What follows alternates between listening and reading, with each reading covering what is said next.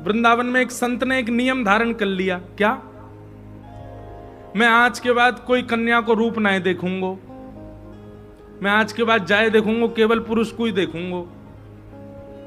नियम धारण कर लिया और 2 सेवक लगा दिए अपने कुटिया के बाहर।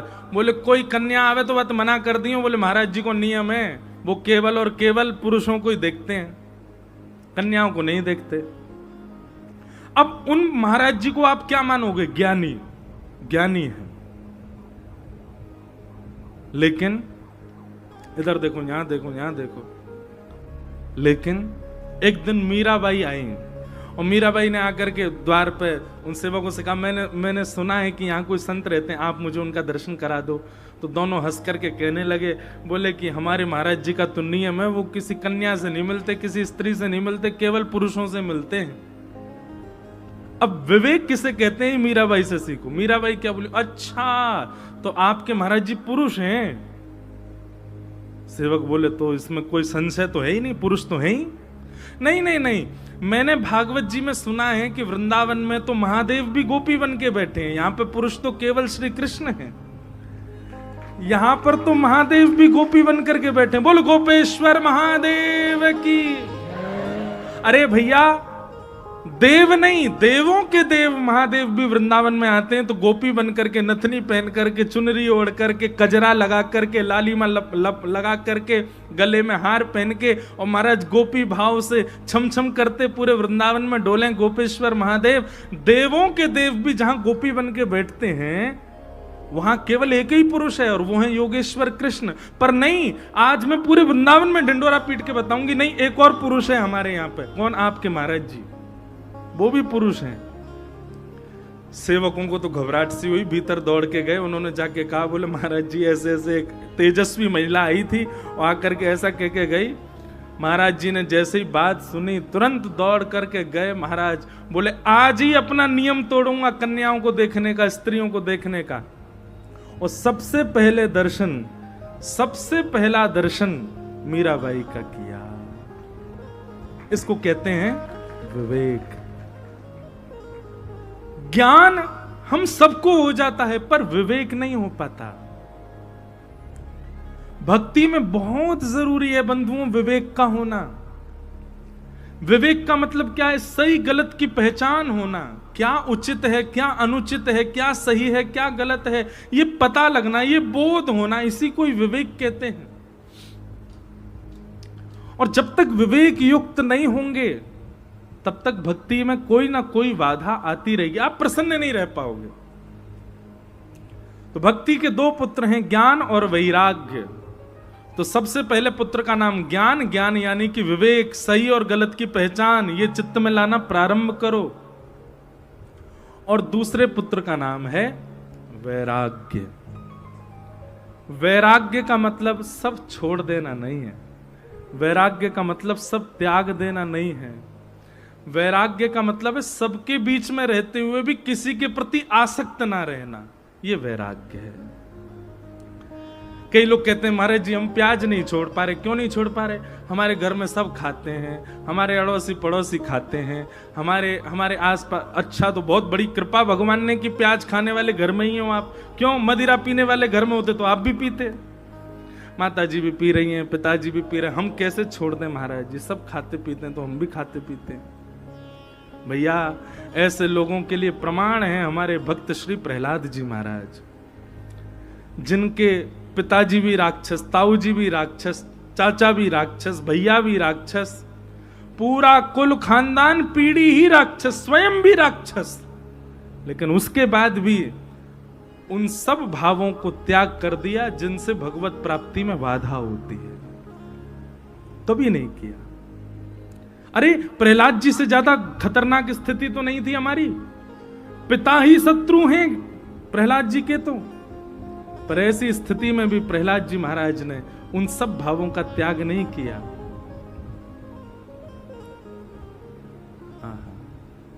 बना करके हृदय में हम प्रेम मंदिर,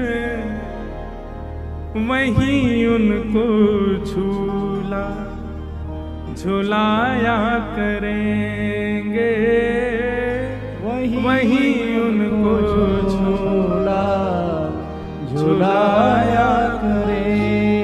एक बात सुन लीजिए, आप एक बार भी श्री कृष्ण के प्रति प्रेम अपने चित्त में यदि प्रकट कर चुके हो तो फिर संसार में चाहे कैसी भी स्थिति आ जाए वैसे रहो जैसे ठाकुर जी को प्रिय लगे। फिर चाहे कोई कुछ भी खाए, कुछ भी पिए, कैसा भी माहौल, कैसा भी वातावरण, अगर इन वातावरणों के बीच में रह करके भी आप अपने आप को कृष्ण भक्ति में नहीं रह पाए, नहीं रख पाए, तो फिर भक्ति मार्ग छोड़ दीजिए। यहां त्याग केवल उनका करना है जिनसे जाके संग कुमति उपजत है, पड़त भजन में भंग, तजोरे मन हरि विमुखन को संग।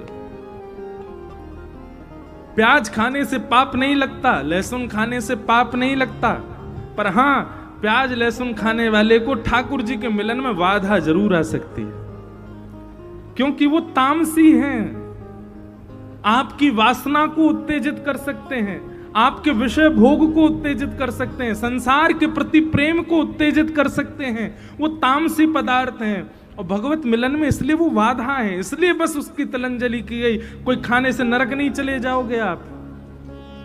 इसलिए भैया भक्ति के दूसरे पुत्र का नाम क्या है? वैराग्य। तो वैराग्य किन से करो? उन सब से कर लो जो भगवत मिलन में बाधा है। पता चले कि ऐसे व्यक्ति के संग बैठने से ठाकुर जी को अप्रसन्नता है तो नहीं बैठेंगे। पता चले कि ऐसे पदार्थ पाने से भगवत मिलन में बाधा है तो नहीं पाएंगे। अरे इतना नहीं कर सकते तो फिर छोड़ दीजिए भक्ति मार्ग को। हर जगह व्यक्ति सेक्रीफाइस करता है, रिलेशनशिप में सेक्रीफाइस बहुत जरूरी है, तो फिर ठाकुर जी से रिलेशनशिप में सेक्रीफाइस क्यों नहीं है? बस संसार से संबंध बनाओ, ओहो आपका संबंध टिकेगा तभी जब सेक्रीफाइस करोगे। भाई एक को तो करना पड़ेगा, और ठाकुर जी तो ना करवे वारे, ठाकुर जी सेक्रीफाइस नहीं करेंगे। वो पहले से ही बता रहे मैं तो त्रिभंग लली टेढ़ो मेढ़ो, मैं सेक्रीफाइस ना करूं तो करनो तो कर, मोह कौन सी गरज पड़े, मुंह पे कोई कमी थोड़ा ही है, मेरे तो हजारन भक्त हैं। सेक्रीफाइस तो करना पड़ेगा, इतना तो त्याग करना पड़ेगा। कन्हैया कन्हैया पुकारा करेंगे, लताओं में ब्रज की गुजारा करेंगे। कन्हैया कन्हैया पुकारा करेंगे, लताओं में ब्रज की करताल बजा के गाओ, गुजारा करेंगे। कन्हैया कन्हैया पुकारा करेंगे, लताओं में ब्रज की गुजारा करेंगे। कन्हैया कन्हैया पुकारा करेंगे, लताओं में ब्रज की गुजारा करेंगे। जो रूठेंगे हमसे वो बांके बिहारी, जो रूठेंगे हमसे वो बांके बिहारी, जो रूठेंगे हमसे वो रमण बिहारी, जो रूठेंगे हमसे वो रमण बिहारी। तो चरण पड़ उन्हें हम मनाया करेंगे, चरण पड़ उन्हें हम मनाया करेंगे। चरण पड़ उन्हें हम मनाया करेंगे, चरण पड़ उन्हें हम मनाया। प्रेम से गाओ। कन्हैया कन्हैया पुकारा करेंगे, लताओं में ब्रज की गुजारा करेंगे।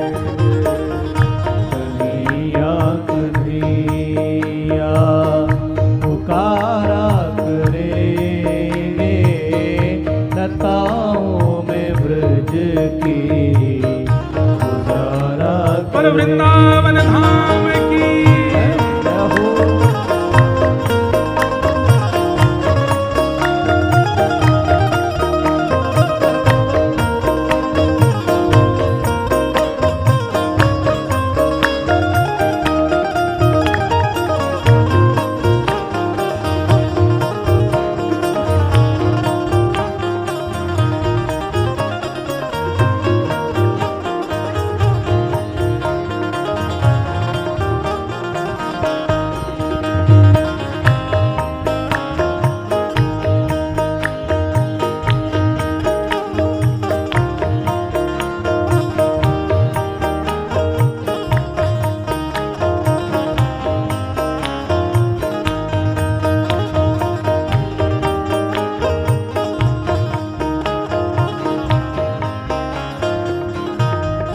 ये पंक्ति सब लोग मेरे साथ में उच्च स्वर में गाना। क्या? कहीं तो मिलेंगे वो बांके बिहारी, कहीं तो मिलेंगे वो बांके बिहारी, कहीं तो मिलेंगे राधा वल्लभ बिहारी, कहीं तो मिलेंगे राधा वल्लभ बिहारी, ओ कहीं तो मिलेंगे राधा रमण बिहारी, कहीं तो मिलेंगे राधा रमण बिहारी, ओ उन्हीं के चरण चित लगाया करेंगे, उन्हीं के चरण चित लगाया करें। एक बात बहुत बहुत जरूरी जानकारी के लिए आपको बताऊं। हम आप सब लोग कथा तो सुनते हैं, हम आप सब लोग भक्त तो बन गए, पर एक बात बताऊं, हमारे चित्त में ये विश्वास नहीं है कि ठाकुर जी हमको मिलेंगे। ये बात बिल्कुल फैक्ट बता रहे हैं हम लोगों को लगता है हाँ ठीक है, जितने दिन जी रहे हैं भजन कर लें, जितने दिन जी रहे हैं हम कथा सुन लें, वृंदावन चले जाएं।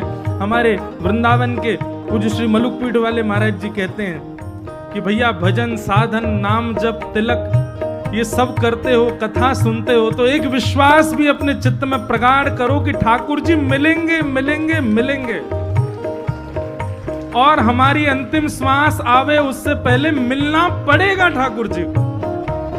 आप जाके बिहारी जी से ये बात कहाँ करो, कोई बात नहीं, इस बार नहीं तो अगली बार कभी तो आप मिलोगे, आपको मिलना, उससे पहले मेरे प्राण नहीं जा सकते, ये विश्वास चित्त में प्रकट करो। कहीं तो मिलेंगे वो बांके बिहारी, कहीं तो मिलेंगे वो बांके बिहारी, उन्हीं के चरण चित लगाया करेंगे, उन्हीं के चरण चित लगाया करें। अरे हाँ उन्हीं के चरण चित लगाया करेंगे, उन्हीं के चरण चित लगाया करेंगे। कन्हैया कन्हैया पुकारा करेंगे, लताओं में ब्रज की गुजारा करेंगे। कन्हैया कन्हैया पुकारा करेंगे, लताओं में ब्रज की गुजारा और करेंगे। हे उन्हें प्रेम डोर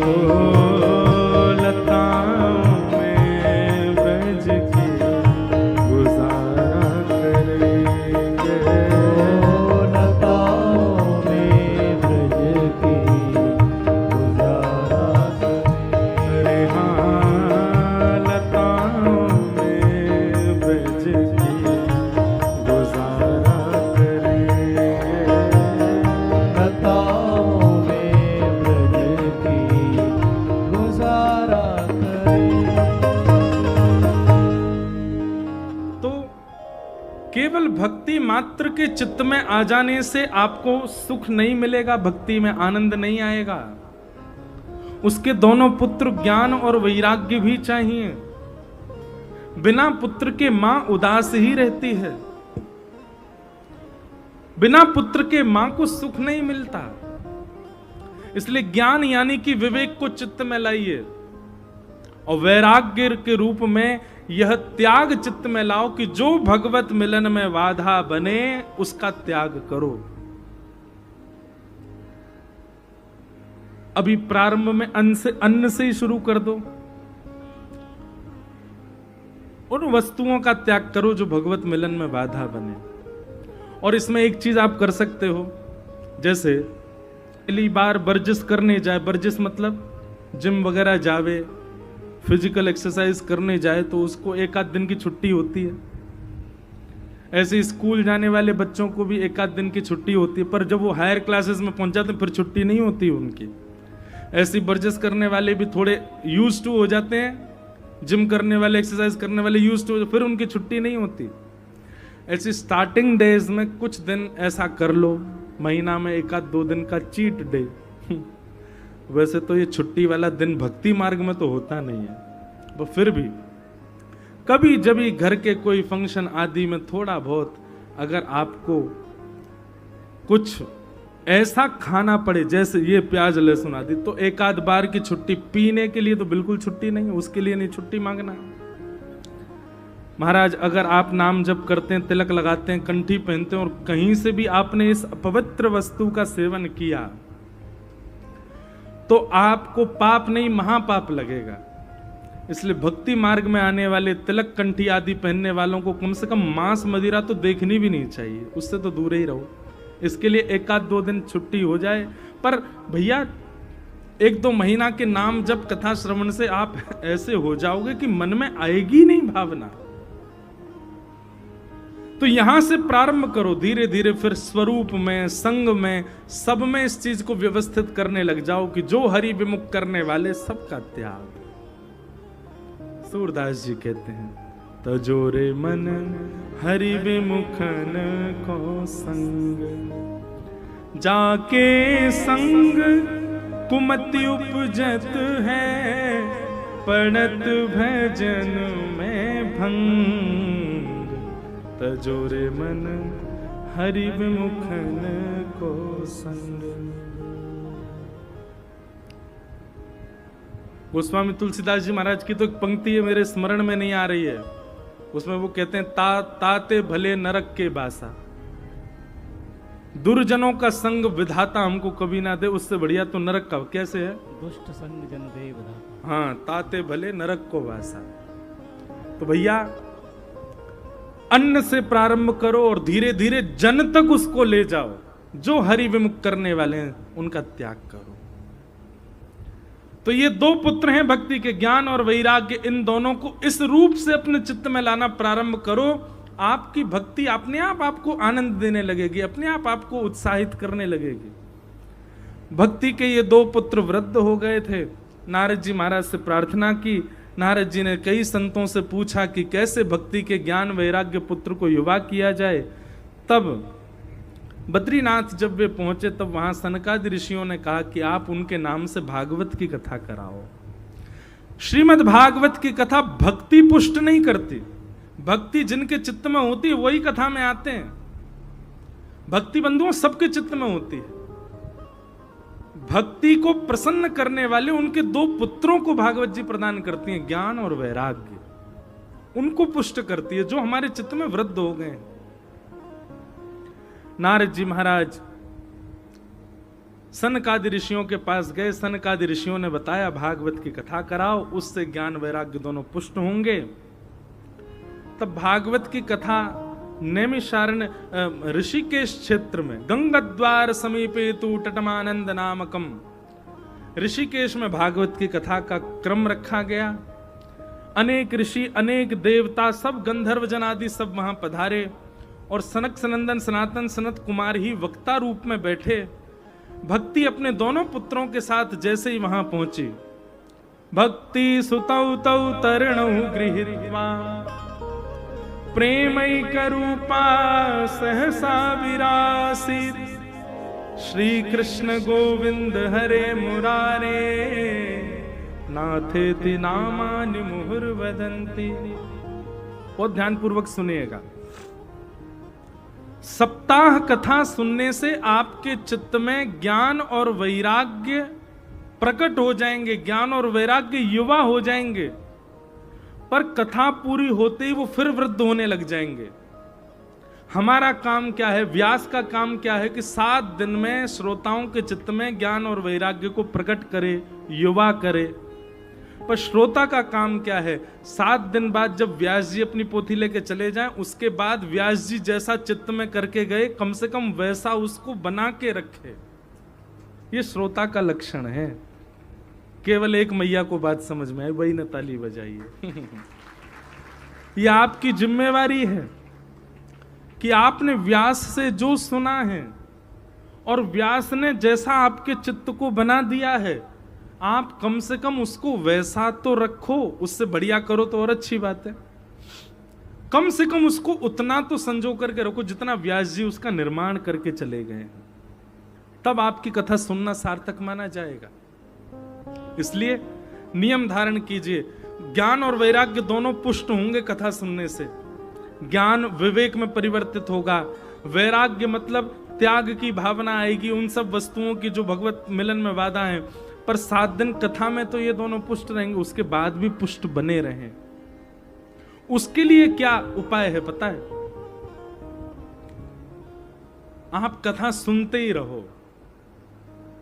व्यास जी चले जाएं उसके बाद भी कथा सुनते ही रहो। सत्संग एक क्षण के लिए भी, बंधु हर दिन का नियम बना लो। जैसे जल, जैसे अन्न, जैसे वायु हमारे तन के प्राणों के लिए अति आवश्यक है, ऐसे ही कथा को भी अपने पूरे 24 घंटे में एक समय प्रदान करो।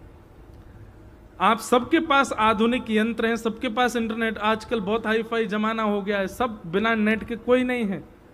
एक समय कथा को निश्चित प्रदान कीजिए हर दिन। आप यदि 15 मिनट का भी सत्संग रोज सुनते हैं, कथा सुनते हैं, तो निश्चित है कि आपके चित्त के ज्ञान वैराग्य वृद्ध नहीं होंगे। अत्यंत श्रेष्ठ हो जाएं वो तो आगे की स्थिति है, पर जितने व्यास जी बना के गए उतने तो रहेंगे, उससे गिरेंगे नहीं। ये आपका कर्तव्य है, आपको करना है। तो कथा सुनते ही महाराज ज्ञान और वैराग्य दोनों पुष्ट हो गए। पुष्ट होकर के नृत्य करने लगे। भक्ति महारानी प्रसन्न हो गई, चरणों में प्रणाम करके कहने लगी, आपकी कृपा से मेरे दोनों पुत्र युवा हो गए। अब मुझे बताइए इस कथा पंडाल में मैं कहां बैठूं? तब बहुत सुंदर आसन बताया गया कि भक्ते सुगोविंद स्वरूप कर्त्री, प्रेमैक धर्त्री भवरोग हर्त्री, सात्वं च तिष्ठस्व सुधैस्व सांश्रया, निरंतरम वैष्णव मानसानि। जितने भी वैष्णव कथा में आकर के बैठ गए हैं और एक चित्त होकर के, एक निष्ठ होकर के कथा श्रवण कर रहे हैं, नारद जी महाराज कहते हैं, भक्ति महारानी आप इन सबके चित्त रूपी आसन पर जाकर के विराजमान हो जाओ। तो भक्ति महारानी श्रोता के चित्त रूपी आसन पर आकर के बैठ जाती है। पर जब श्रोता देखता है, भक्ति महारानी देखती है कि आसन बार बार डामाडोल हो रहा है, कभी इधर मन जा रहा है, कभी उधर मन जा रहा है, कभी उठता है, कभी बैठता है, कभी इधर देखता है, उधर देखता है, तुरंत वो समझ जाती है आसन उचित नहीं है, उसका त्याग कर देते हैं। इसलिए भक्ति महारानी पहले दिन ही आसन, आपके हृदय रूपी आसन पर बैठ गई हैं, उनको अनुकूलता प्रदान करो। क्यों हम बार बार कहते हैं सावधान ते श्रुण, इधर सुनो, इधर देखो? क्यों? आप सावधानी से बैठोगे तो भक्ति जो आपके चित्त में बैठी है उसको अच्छा लगेगा, उसको अनुकूलता लगेगी। और जैसे ही आपका मन विचलित होता है इधर उधर और बार बार उठना बैठना ये सब में क्रिया, भक्ति महारानी तुरंत आसन का त्याग कर देती। बोले ये स्थिर नहीं है। अस्थिर व्यक्ति कभी कथा नहीं सुन सकता, स्थिर तो होना पड़ेगा। तो इस प्रकार भक्ति महारानी हम सबके चित्त रूपी आसन पर आकर के विराजमान हो गई। भक्ति के चित्त में विराजमान होना ये सामान्य बात नहीं है। भक्ति का हमसे स्पर्श होना, अभी क्या होता है पता है? भक्ति का स्पर्श होता है हम लोगों को, हमारे चित्त में नहीं आती भक्ति। स्पर्श होता है इसलिए कुछ दिन के लिए वृंदावन अच्छा लगता है, स्पर्श होता है इसलिए कुछ दिन के लिए सेवा अच्छी लगती है, स्पर्श होता है इसलिए कुछ दिन के लिए भक्ति भाव अच्छा लगता है, और वही जब परिवर्तित हो जाता है पुनः संसारी बन जाते हैं, तो समझ जाना चाहिए स्पर्श था भक्ति का, भक्ति आई नहीं थी चित्त में। भक्ति चित्त में आ जाएगी तो चाहे दुनिया इधर उधर हो जाए, आपके हृदय का भाव नष्ट नहीं हो सकता। एक बार वृंदावन चले गए तो फिर बार बार जाएंगे, एक बार श्री किशोरी जी का आश्रय ले लिया तो बार बार लेने का इच्छा होगी, एक बार कथा सुन ली तो फिर उसके रसिक बन जाओगे, उसके आदी हो जाओगे। स्पर्श होगा तो एक आध बार में ही पूर्ति हो जानी है, पर यदि प्रवेश होगा तो बार बार सनई सनई मन होगा बार बार जाने का।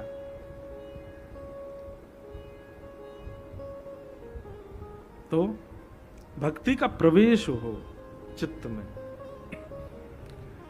यहां भागवत जी के महात्म्य में एक श्लोक बहुत सुंदर कहा गया, सकल भुवन मध्य निर्धनास्ते धन्या निवसति हृदयेषां श्री हरिर्भक्तिरेका हरिरपि निजलोकं सर्वथा तो विहाय प्रविशति हृदयेषां भक्ति सूत्रोपनद्ध। बहुत सुंदर बात, सब लोग सावधानी से सुनो। रेलगाड़ी में सबसे आगे क्या होता है? इंजन, उसके पीछे डिब्बा होते हैं, और सबसे पीछे, अब तो नहीं होता पर पहले छोटे थे तब देखा था, उसमें वो एक कमरा सा होता था, उसमें वो झंडा दिखाने वाले खड़े रहते, क्या बोलते हैं उनको? गार्ड। हाँ, गार्ड रूम होता था। तो भले ही इंजन आगे हो, पर गार्ड के हाथ में जिस कलर का झंडा होगा उससे ही पूरी ट्रेन चलती है, होता है ना? गार्ड रूम कभी भी ट्रेन के बीच में नहीं होता था, आगे नहीं पीछे ही होता है। बहुत ध्यानपूर्वक सुनिएगा। हम सबका जीवन किससे चलता है? लक्ष्मी। हम भोजन कर रहे हैं, खा रहे हैं, पी रहे हैं, सब कुछ हमारा लक्ष्मी से ही चलता है, उसके हाथ में कंट्रोल होता है। लक्ष्मी चाहे तो हमको बड़े महलों में रुकवा दे, और लक्ष्मी चाहे तो रोड पर ले आवे, गार्ड रूम की तरह। पर अभी हमारी ट्रेन चल क्यों नहीं रही है पता है? हमको लगा कि भाई इसके झंडा दिखाने से ही ट्रेन चलती रुकती, तो हमने क्या किया, अपने जीवन रूपी रेलगाड़ी में गार्ड रूम को सबसे आगे खड़ा कर दिया। सबसे आगे गार्ड रूम है, लक्ष्मी को आगे हमने रख दिया है, और उसके पीछे हम लोग दौड़ रहे हैं। यही चाहिए, यही चाहिए, यही सर्व विधाता, यही हमारी जीवन धात्री है, यही हमारे सर्वस्व है। और इंजन यानी कि भक्ति, उसको हमने पीछे कर दिया है। लेकिन श्रीमद् भागवत जी एक भाव कहती हैं, अभी स्थिति क्या है? लक्ष्मी आगे आगे चलती है, उसके पीछे मानव चलता है। पर मूल उद्देश्य क्या होता है? लक्ष्मी किसके पीछे चलती है? बोले ठाकुर जी के पीछे चलती है। तो ठाकुर जी सबसे आगे, उनके पीछे लक्ष्मी, और लक्ष्मी के पीछे हम। लेकिन ठाकुर जी किसके पीछे भागते हैं? बोले अनुब्रजाम में हम नित्यम पूये ये तन्य रेणु भी। भगवान भक्ति के पीछे पीछे चलते हैं। तो भागवत जी कहती हैं, व्यक्ति जब लक्ष्मी जी का आश्रय त्याग भक्ति महारानी के पीछे चलने लग जाता है, तो पहले हमारा स्टेटस क्या था? सबसे आगे भक्ति, भक्ति के पीछे ठाकुर जी, ठाकुर जी के पीछे लक्ष्मी, लक्ष्मी के पीछे हम। और जब हम कथा आदि सुनने के बाद भक्ति के पीछे चलने लग जाते हैं, तो क्या स्थिति होती है? सबसे आगे भक्ति, भक्ति के पीछे भक्त, और भक्त के पीछे भगवान, भगवान के पीछे लक्ष्मी। अभी स्थिति क्या है भैया? एक बात लिख लीजिएगा, ठाकुर जी के पीछे नहीं दौड़ना है। भक्ति का मतलब ठाकुर जी के पीछे दौड़ना नहीं होता। भक्ति तो तब श्रेष्ठ जानो, ठाकुर जी पीछे पीछे दौड़ रहे हैं, ठाकुर जी पीछे पीछे चल रहे हैं। एक हम पद गाते हैं ना, जहां ले चलोगे वहीं मैं चलूं। ये प्रारंभिक भक्ति है। ये प्रारंभिक भक्ति, स्टार्टिंग भक्ति में हमको ऐसा कहना है ठाकुर जी से कि आप जहां ले चलोगे वहां हम चलेंगे, जहां नाथ रख दोगे वहीं मैं रहूंगा। लेकिन जब भक्ति अपनी चरम स्थिति पर पहुंच जाएगी तो ये पद हम नहीं गाएंगे, ठाकुर जी हमसे कहेंगे, तू जहां ले चले गो वहीं मैं चलूं। कहने में थोड़ी अटपटी बात है, पर वास्तविकता यही है कि हम ठाकुर जी के अधीन रहें तो समझो भक्ति अभी निम्न है, और ठाकुर जी हमारे अधीन है जाए तो समझ जाओ भक्ति अब श्रेष्ठ है। भक्ति अपनी अब स्थिति में। हमारे ब्रज के रसिक जन और जिन जिन भक्तों के आप चरित्र सुनते हो, इन्होंने ठाकुर जी की अधीनता से प्रारंभ किया, पर एक स्थिति ऐसी आ गई कि ठाकुर जी इनके अधीन हो गए, ठाकुर जी उनके अधीन रहने लगे। भैया अपने आप को इतना श्रेष्ठ बना लो भक्ति मार्ग में, अपने आप को ऐसा कर लो कि ठाकुर जी आपके बिना रह ही नहीं पावे। ठाकुर जी कहें मुंह को तो जैसो तैसो रखेगो, मैं तो यही के संग ही रहूंगा, मैं याद छोड़ के कहीं ना जाऊंगा। अभी स्थिति पता है क्या है, हम ठाकुर जी को पकड़ते हैं और ठाकुर जी को हम छोड़ देते हैं। ठाकुर जी को पकड़ते हैं, कभी ठाकुर जी को छोड़ संसार को पकड़ लेते हैं। अभी पकड़ने छोड़ने की स्थिति हमारे हाथ में है, पर भक्ति करते भय, कथा सुनते भय, संत जनन की कृपा से एक स्थिति ऐसी आ जाए कि हम पकड़ना छोड़ना बंद कर दें, ठाकुर जी पकड़ें। हम ठाकुर जी को जब तक पकड़ रहे हैं तब तक छूटवे को भय है, लेकिन ज्यादा ना ठाकुर जी ने पकड़ लियो बाद ना छूटवे को भय दूर रह जाएगा, क्योंकि उनकी पकड़ इतनी मजबूत है जैसे अंबुजा सीमेंट जैसे फेविकॉल की पकड़। एक बार चिपक गए महाराज ठाकुर जी फिर ना छूटे। हमारी पकड़ तो कैसी है, अब कौन सा, अब कोई सीमेंट को नाम थोड़ी बोलना, प्रचार तो कर नहीं रहे। हमारी पकड़ पर तो कैसी है, मट्टी की चिनाई कर दी हो, सीमेंट की जगह मट्टी चिन दी हो ईंटन के बीच में, बिल्डिंग खड़ी तो हो जाएगी, पर जोर की हवा ज्यादा ना चली, जोर की बारिश ज्यादा ना आई, पूरी बिल्डिंग धराशायी हो जाएगी। ये हमारी पकड़ है, मट्टी की पकड़। लेकिन अपने आप को इतना श्रेष्ठ बना लो कि काउदना ठाकुर जी पकड़ ले, और ज्यादा ठाकुर जी ने पकड़ लियो वादना, चाहे दुनिया इधर उधर है जाए, तूफान आ जाए, आप नहीं छोड़ पाओगे ठाकुर जी को।